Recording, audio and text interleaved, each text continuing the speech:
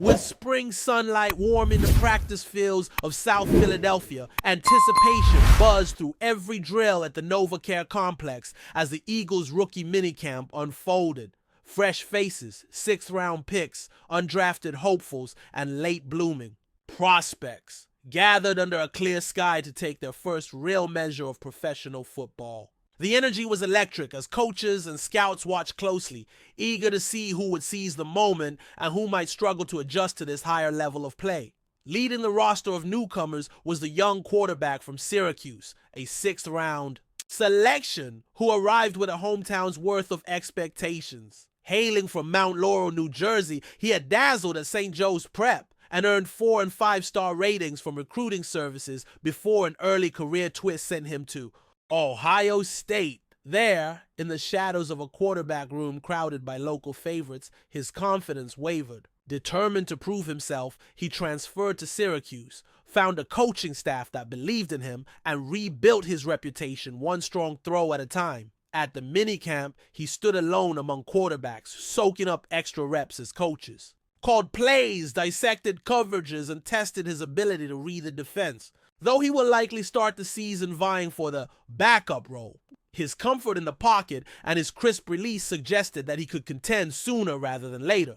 Watching him step onto the turf, one could almost see the journey etched on his face. The early scholarship offer in 8th grade, the transfer, the sleepless nights refining footwork, and the relentless film study to anticipate blitzes and hidden coverages. His arm strength allowed him to deliver fastballs into tight windows, and his pre-snap awareness hinted at an advanced football IQ. Yet coaches noted that his gunslinger mentality would need some calibration, knowing when to step away from risky throws and trust the play design. Overall, though, his performance spoke volumes. Precise passes to all levels of the field, smooth progressions under pressure, and the kind of composure you expect only from someone who has already weathered adversity.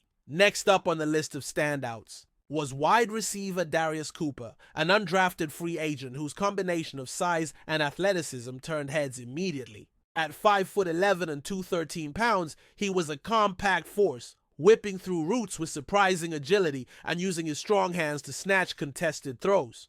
Though he ran the 40-yard dash in 4.49 seconds, a time considered merely good, carrying that weight at that speed spoke to his sheer power.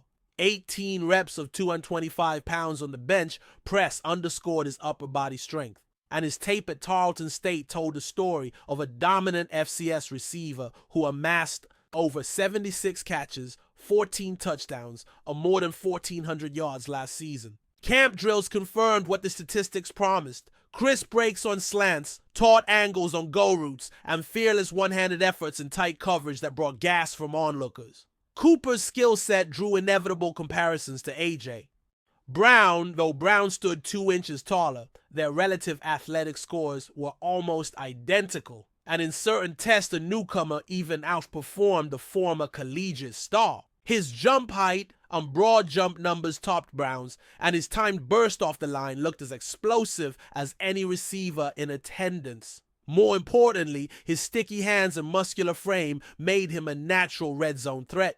As coaches praised his technique, teammates remarked on his quiet confidence. He never forced the issue, but when the ball arrived, he had an uncanny knack for securing it and tumbling into the end zone. In a crowded receiver room, his versatile skill set and raw physical tools promised to carve out a role, whether in 3 receiver sets, on special teams, or as a matchup nightmare against smaller defensive backs. On the opposite side of the ball, offensive lineman Drew Kendall commanded attention with his deliberate stride during warm-up stretches. A projected backup center behind Cam Jurgens, Kendall's background was unique. A guard in high school who transitioned to center at Boston College, starting more than 30 games and earning all-conference honors last season. Standing a sturdy 6'4" and tipping in the scales at nearly 300 pounds, he possessed the blend of power and mobility coaches coveted. Beyond his physical tools, Kendall carried a lineage of NFL pedigree. His father had protected quarterbacks in the pros for over a decade, and a tweet from a respected draft analyst noted Kendall's handling of all pre-snap calls at his college, mirroring the responsibility once held by a Philadelphia Hall of Fame center. Camp chatter turned to anecdotes of Kendall's football lineage. As a teenager, he idolized the legendary center whose technique reshaped the modern game, and that player once offered Kendall his first scholarship. Now, years later, Kendall walked the same halls, learning from the Eagles' offensive line coach, who had also mentored that Hall of Famer. Observers praised Kendall's hand placement, his footwork in reach blocks, and his ability to fire off the snap with controlled violence, though some noted he would benefit from lowering his pad level and finishing blocks with more consistent leverage. Given his versatility to slide to guard in a pinch, his football IQ, and his natural leadership, he could become an invaluable depth piece, one play away from stepping into a starting lineup should injury or performance issues arise. Meanwhile, the running back group showcased intriguing prospects eager to make an impact. Shandarek Powell, a compact but powerful back from Central Arkansas, flashed elusive cuts between the tackles and burst through creases with surprising top-end speed.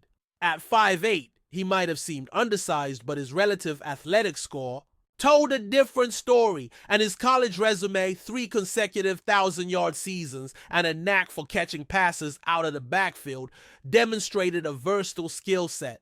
Montreal Johnson, who transferred twice during his collegiate career, balanced style with substance, north-south runner with solid vision, and the power to break arm tackles. Johnson had battled injuries last season, but still averaged more than 5 yards a carry and showcased the grit and balance coaches demand from third down backs. Beyond those two, an experienced return specialist hopeful, an undrafted free agent with college stints at 2 different programs, took reps alongside the running backs, his fluid strides and fearless approach to open field reads suggesting he could win the job as the primary kick and punt returner. In parallel, Ty Davis-Price, a former third-round pick, was released, underscoring the Eagles' commitment to youth and competition. With Powell, Johnson, and the return specialist all vying for roles, the depth chart looked more contested than ever, and scouts penciled in film sessions to study every cutback and catch made under the spring sun. As the minicamp reached its midpoint, the Eagles' 7th overall pick, an offensive tackle with a family history of NFL success, logged dominating performances in one-on-one drills. His powerful anchor in pass sets and thundering drive blocks in run schemes impressed even the veteran coaches, who marveled at the Eagles, coming off a season with the league's top rushing attack, still invested future draft capital to reinforce an already elite front. The rookie's combination of size, athleticism, and football intelligence hinted at a multi-year starter, provided he mastered technique nuances like hand positioning and pad level consistency. Defensively, AAJ linebacker, whose athletic frame and lateral quickness popped on film, drew predictable praise. Slider of build but long-armed and instinctive, he jumped out in coverage drills and special teams sessions, projecting as a core special teams contributor from day one. College teammates spoke of his leadership qualities and his uncanny ability to diagnose plays pre-snap, while assistant coaches lauded his willingness to absorb coaching and his rapid grasp of the playbook. In a league where many rookies struggle with the transition from college schemes to NFL terminology, his poise promised to accelerate his path toward meaningful snaps. Before we continue, don't forget to subscribe to our channel and give this video a like. Your support helps us keep delivering the latest updates on our Philadelphia Eagles. And don't be shy, share your thoughts on the news in the comments below.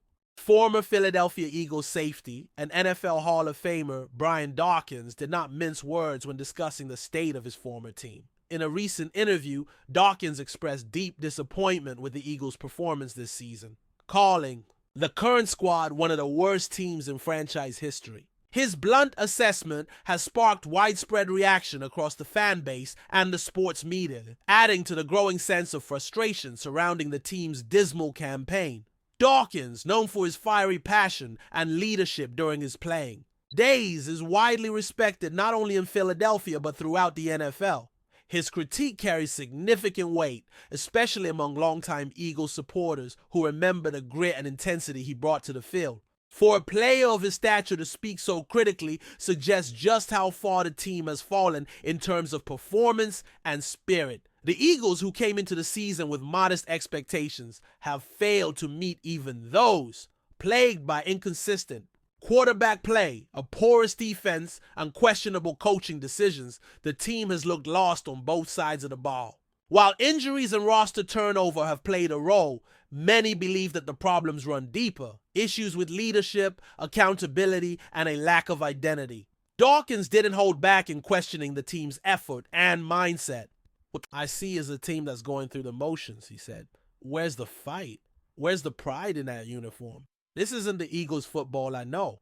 His comments reflect the sentiment shared by many fans who have watched their team slip into irrelevance in a season that promised at least some competitiveness. While it's not unusual for former players to critique their old teams, Dawkins' remarks sting because of his close ties to the franchise and his embodiment of what Eagles football used to represent. His frustration seems less like media fodder and more like the pained honesty of a legend who still bleeds green. Whether the team takes his words as a wake-up call remains to be seen. But one thing is certain, when a voice is respected as Brian, Dawkins speaks the organization from the front office to the locker room would do well to listen. That's it for this update. If you enjoyed the video and want to stay updated with exclusive news about our Philadelphia Eagles, be sure to subscribe to our channel and hit that like button. We can't wait to hear your thoughts in the comments. See you in the next video.